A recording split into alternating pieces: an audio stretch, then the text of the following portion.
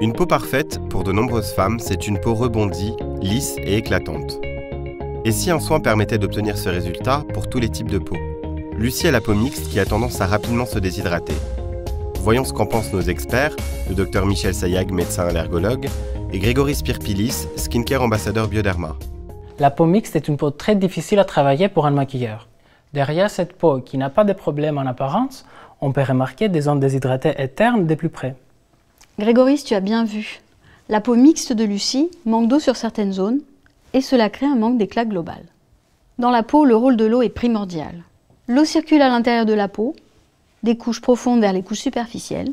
C'est une véritable évaporation permanente, mais insensible. D'ailleurs, on parle de perte insensible en eau, qui doit être constamment compensée par des facteurs d'hydratation naturels qui récupèrent l'eau de l'atmosphère. Lorsque la barrière cutanée est altérée, l'évaporation augmente, l'épiderme se déstructure, des microridules apparaissent, la peau tiraille, conséquence, le teint se brouille et devient terne. N'importe quel type de peau, normale, sèche, grasse, peut présenter des signes de déshydratation. Dans le cas de Lucie qui a une peau mixte en manque d'eau, il faut être vigilant, car une peau mixte mal hydratée peut devenir grasse et déséquilibrée. Qu'est-ce qu'on va chercher à faire? Tout d'abord, garder l'eau à l'intérieur de la peau en limitant l'évaporation grâce à l'amélioration de l'étanchéité de la barrière cutanée.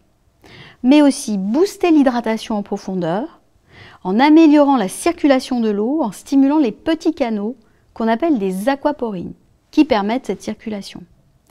Mais aussi en protégeant contre les UV et l'oxydation et enfin en apportant de l'éclat et en uniformisant le teint. Et pour moi, l'hydratation de la peau est un geste essentiel avant d'appliquer le maquillage. Il faut une peau rebondie, éclatante et au grain dépolissé. Un soin tout en un va faciliter cela et c'est encore mieux si on n'a pas besoin de mettre de fond de teint. D'abord, on nettoie la peau, bien entendu, et on applique les soins avec de légers massages. Et très rapidement, on va remarquer un effet sur l'hydratation et une amélioration de l'éclat. Après, très simplement, on utilise les produits en touche. Les nacres vont permettre d'apporter un peu de glow et l'acide salicylique va donner un effet lissant. La peau est parfaite, bien hydratée et prête à être maquillée. C'est parti pour le make-up.